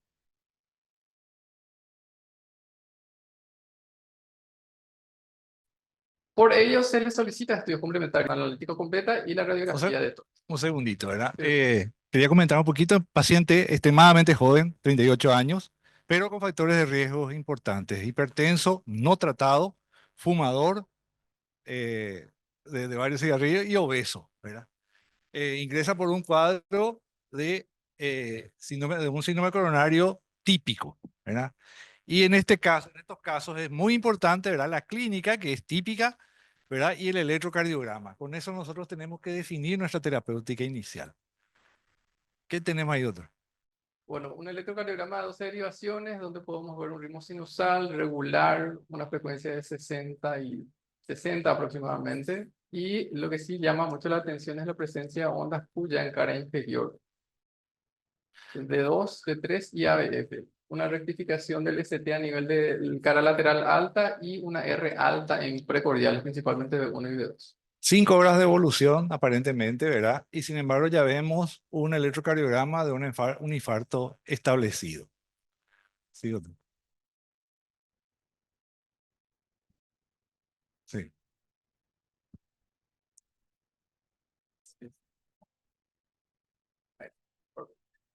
En cuanto a radiografía de tórax, se hace una incidencia posterior anterior en cuanto a continente, sin alteraciones a nivel de parrilla costal, clavícula, y a nivel de contenido tenemos un índice cardiotorácico conservado, mediastino no ensanchado, y realmente lo que podríamos imaginar un poco son un pequeño infiltrado periliar, pero a nivel de campos pulmonares en sí, no, sin alteraciones. En cuanto a analítica completa, lo que ya a todas luces llama la atención es su primer dosaje de troponinas, que ya viene elevado a 2.5 para un rango inferior a 0.16 nanogramos por ml, que posteriormente fueron en ascenso, ¿verdad? El perfil lipídico también viene alterado, un colesterol de 225, LDL de 116, HDL de 30 miligramos, triglicéridos de 176 y colesterol no HDL de 195. Perdón, ¿esa troponina con cuánto tiempo de diferencia entre una y otra? 6 horas aproximadamente. 6 horas. Bueno, un aumento progresivo y bastante marcado. Bastante marcado. Se realiza un ecocardiograma transtorácico del paciente, se evidencia una fracción de eyección levemente reducida de 49%, una alteración en nivel de la motilidad, o sea, una hipoquinesia inferolateral basal, inferolateral media y lateral apical, cavidades conservadas sin alteraciones y válvulas también normales, sin anomalías. Acá vemos, o sea, con el electrocardiograma y el ecocardiograma, un infarto agudo de miocardio, cara diafragmática. Todas las evidencias. ¿Este paciente fue a cateterismo? Fue a cateterismo. Posteriormente, el diagnóstico, como ya había dicho el doctor, se realiza un cateterismo diagnóstico, el cual a todas luces y a toda evidencia nos muestra una lesión severa a nivel del tercio medio de la circunfleja. En una incidencia oblicua anterior derecha podemos ver, como dije, la estenosis severa a nivel del tercio medio de la circunfleja. Posteriormente, este paciente se realiza una angioplastía de la misma arteria con implante de stent coronario medicado y con buen flujo posterior TIMI normal ya. Bueno, en cuanto a terapéutica posterior, se realiza, como dijimos, el tratamiento intervencionista y con la instalación del stent medicado. Posteriormente se indica también a la alta las medidas higiénico-dietéticas y también la actividad física de 30 minutos al día aproximadamente. Y el tratamiento médico óptimo con IECA grados, en este caso se fue el paciente con IECA en alapril, se fue con su beta bloqueante, también con su doble antiagregación plaquetaria, su glifosina y a la par con esto dimos estatinas de alta intensidad en monodroga, 80 miligramos de atorvastatina.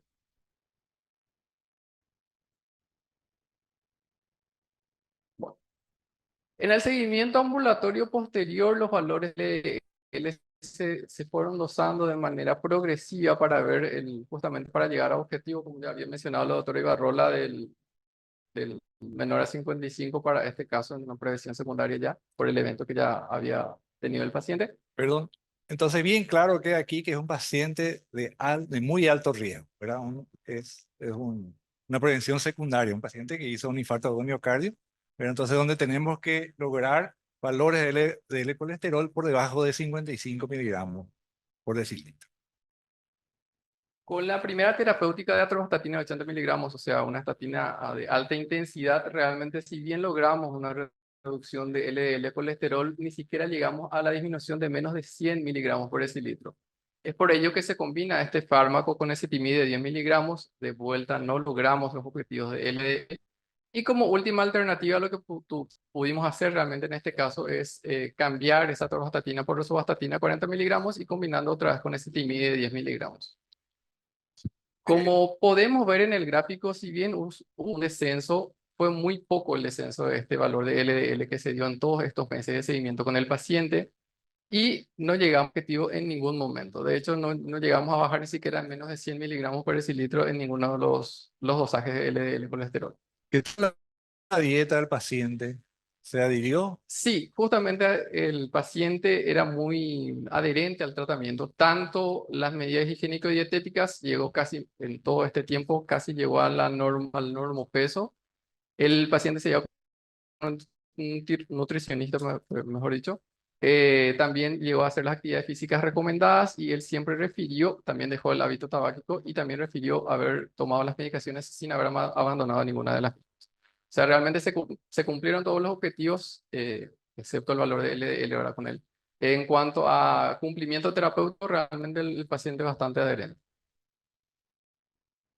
A la par se realiza dosaje de valores de PCR ultrasensible para ver el grado inflamatorio también del paciente. Como vemos también acá un descenso al principio un poco acentuado, pero que posteriormente se mantiene. No digo una meseta, pero sí se mantiene bastante elevado el PCR ultrasensible, que tendría que ser menos de 0.3, ¿verdad? En este caso siempre se mantuvo más de 1.5 en todos los dosajes. Con esto, finalmente nosotros, esta creo que es la pregunta que tendríamos que responder si logramos una prevención secundaria eficaz con este paciente y realmente a todas luces no logramos los objetivos con este paciente. Como dijo la doctora Ibarrola, justamente los valores en este caso tendrían que ser menos de 55 para este paciente. Vemos también que probablemente el efecto pleiotrópico de las estatinas tampoco tuvieron tanto efecto, ¿verdad? Valga la redundancia, porque el valor de PCR ultrasensible también siempre se mantuvo muy elevado. Aparte de o sea, la asociación entre estatinas y ezetimibe, ¿verdad? Tiene una relación, 80 miligramos de atorvastatina es igual a 10 miligramos de atorvastatina más 10 miligramos de ezetimibe. ¿Verdad? Esa es la relación y eso más o menos tiene una efectividad del 40%, baja el 40%. Lo que se vio con otros estudios es que aumentando la dosis de estatinas, ¿verdad? A 20, 40 y 80, ¿verdad? Aumenta el porcentaje de disminución del LDL colesterol, pero no por encima de 55 o 60%. Por eso más o menos lo que se recomendó es bajar por lo menos, si no se logra bajar a 55, bajar el 50% del valor inicial del colesterol, el LDL colesterol.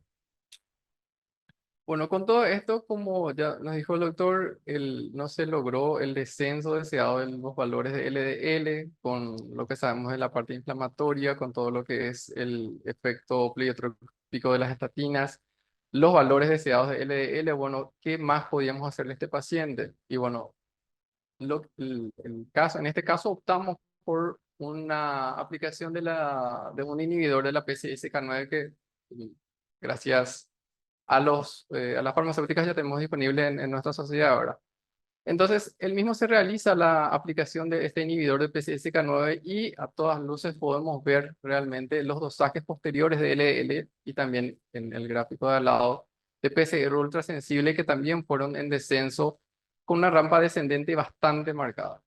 Al principio se realiza la primera aplicación del inclisiran en este caso, con valores de LDL superiores a 100. Posteriormente se llega a realizar un dosaje al primer mes de esa aplicación, ya teniendo prácticamente 20 puntos menos de este LDL que se había dosado al principio, de más de 100, al final tuvimos prácticamente 83 miligramos por decilitro. Posteriormente, antes de la segunda aplicación, que fue al tercer mes, se llega a realizar otra vez el dosaje del mismo colesterol y ya de vuelta tenemos valores menores al previo, con lo cual obtuvimos aproximadamente 63 miligramos por decilitro. De vuelta se vuelve a dosar al cuarto mes, que sería al mes de la segunda aplicación, y de vuelta tenemos valores ya bastante, un poco más de 42, con lo cual realmente llegamos a objetivo. Que se recalca bastante, yo creo que en este gráfico, que la aplicación de la primera y la segunda dosis, recién con eso ya estamos en valores objetivos, ni siquiera estamos aplicando la aplicación, la dosis que tiene que ser del sexto mes y con posteriormente, dejar posteriormente cada 6 meses este medicamento. También se hace el dosaje de PCR ultrasensible para ver qué tanto disminuye también el grado de inflamación de este paciente, y como vemos también hubo una disminución bastante marcada del valor de PCR ultrasensible, que al inicio tenemos 2.5 y posteriormente tuvimos 1.3 ya en el segundo dosaje de este PCR ultrasensible. Excelente, doctor. Bueno, aquí vemos entonces un caso de un paciente joven con infarto de miocardio y con valores elevados de colesterol que no respondieron a la atorvastatina, 80 miligramos, y tampoco respondió a la asociación con ezetimibe. Entonces nos queda esta opción terapéutica, ¿verdad? El inclisiran, que eh, eh, tiene una aplicación, como dijo el doctor, una primera dosis, una segunda dosis los 3 meses y las siguientes dosis cada 6 meses. Tal vez todavía, ¿verdad?, sea el costo, ¿verdad?, la principal barrera. Pero en pacientes como este, un paciente joven, 38 años, ¿verdad?, que va a hacer otros eventos, ¿cuánto va a salir, cuánto cuesta un paciente infartado al hospital, o cuánto le cuesta al paciente si verá otro infarto? Todo eso tenemos que tener en cuenta para hablar con nuestros hospitales, ¿verdad? Y ver la posibilidad de tener. Probablemente en unos años más los costos sean inferiores, ¿verdad? Hoy en día todavía es prohibitivo, pero yo creo que casos como este se justifican. Cuanto más joven el paciente, generalmente es peor la evolución, y generalmente tenemos que ser más agresivos. Bueno, con todo esto creo que podemos reafirmar que en Paraguay contamos con medicamentos de vanguardia para poder hacer estos tratamientos intensivos de la dislipidemia. Entonces, creo que no hay que caer en la inercia terapéutica, y si tenemos indicación para hacer la aplicación de los mismos, se debería de aplicar. Muchas gracias.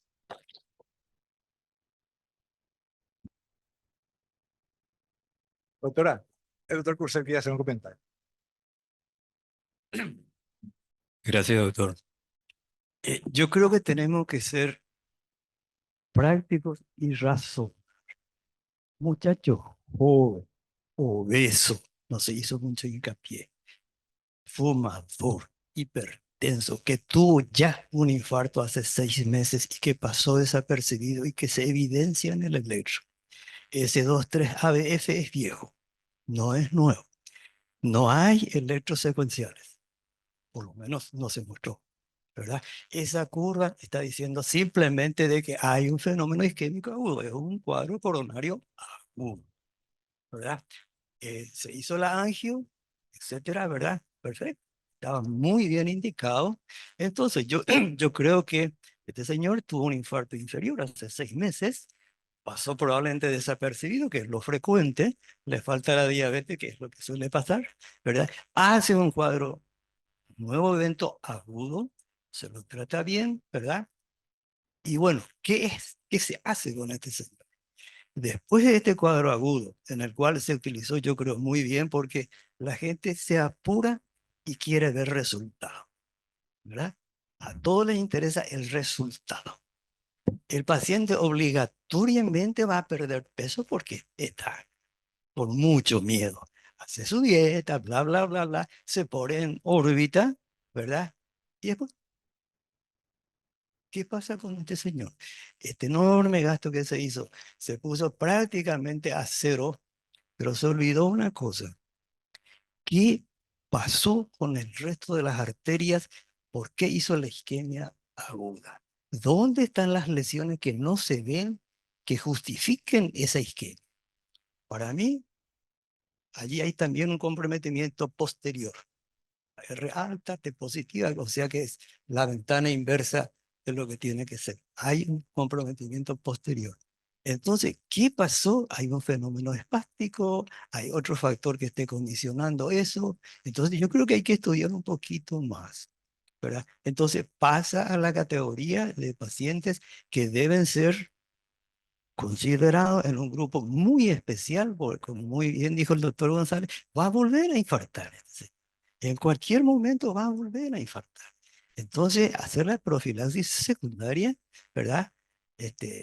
No he visto algo, quizás pasó desapercibido para mí, aspirina, clopidogrel, etcétera, que va a tener que llevarla por un tiempo largo y quizás, bueno, la aspirina de por vida, ¿verdad? Y ese famoso grupo que tan bien responde a esta nueva medicación, se suspende eso, ¿y qué pasa? ¿Va a volver otra vez a tener el mismo problema o va a hacerlo de por vida? Porque todos estos tan bien explicados casos, ¿verdad? Están programados, ¿verdad? Entonces acá tenemos la medicación, se ubican los pacientes que van a hacer puesto a prueba, la medicación es gratis, solamente necesitamos casos, entre comillas, se hace, se obtiene el resultado y después, ¿quién se ocupa de ellos? Esa es la gran pregunta. ¿Quién se ocupa de ellos y quién paga eso? ¿Verdad? ¿Cuánto sale una inyección de esta? Esto no va a ser de por vida. ¿Quién le va a proveer? El laboratorio aplica la ley y se acabó. Es decir, se logró el objetivo, se demostró la utilidad. Bien. Gracias. Gracias, doctor.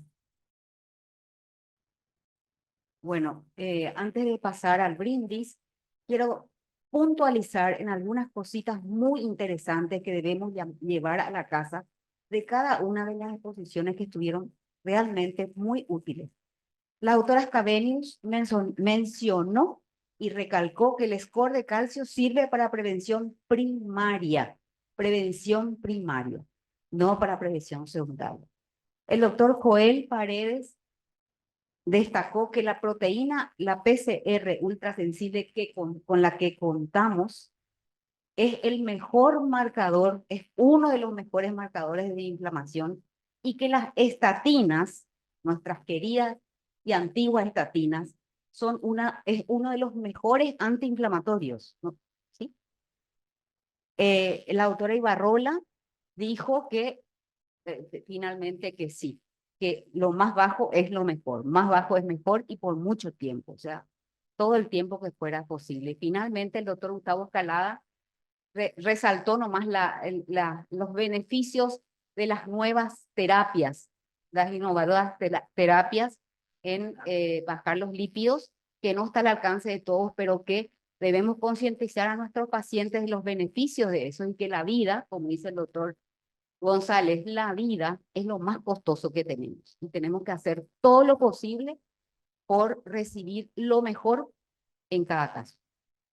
Bueno, muchas gracias.